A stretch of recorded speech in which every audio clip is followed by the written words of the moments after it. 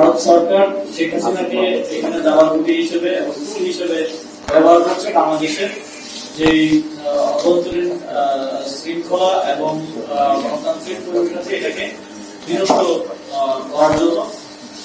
এবং স্পষ্টভাবে আপনারা জানেন যে প্রায় 2 বছর ধরে শেখ হাসিনা ভারতে আছেন। খুব রিসেন্টলি যখন বাংলাদেশের প্রধানমন্ত্রী চায়না সফর করলেন, তারপরে আমরা দেখলাম যে তিনি প্রথমবারের মতো রয়টার্সকে সাক্ষাৎকার দিলেন। এর আগে তিনি কোনো ফর্মাল সাক্ষাৎকার দিতে পারেননি। এবং গতকালকে আমরা প্রথমে যদিও শুনেছিলাম যে তিনি ব্যক্তিগতভাবে আসবেন, দর্শন অনলাইনে আসবেন, তারপর আমরা দেখলাম যে চেহারাও দেখানো হলো না, ভয়েস আসলো। এখন ভয়েস কি আসলে যখন কেউ পার্সোনালি একা করছে না এবং ভিডিওতেও আসছে না, তখন তো সন্দেহ জাগিয়ে আসলে কি বেঁচে আছে নাকি মারা গেছে নাকি এআই জেনারেটেড অডিও।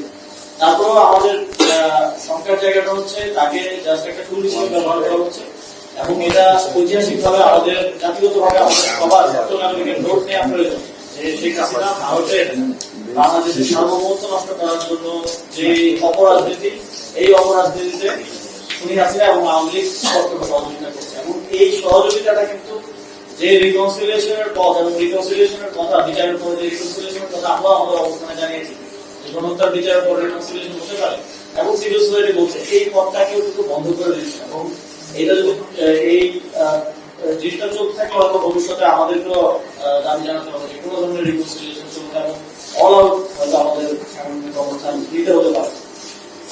আমরা গতকালকে আমরা আরেকটা বিষয় লক্ষ্য করলাম যে বহুল আলোচিত বিষয় এবং এটা আমার সাথেও সম্পৃক্ত যে সাকিবাল বাসার, তাকেও আমরা দেখলাম স্পষ্টভাবে তিনি সেই সম্মেলনে অংশগ্রহণ করেছেন এবং আই থিঙ্ক এটা নিয়ে অনেক ডিবেট অনেক কিছু ছিল।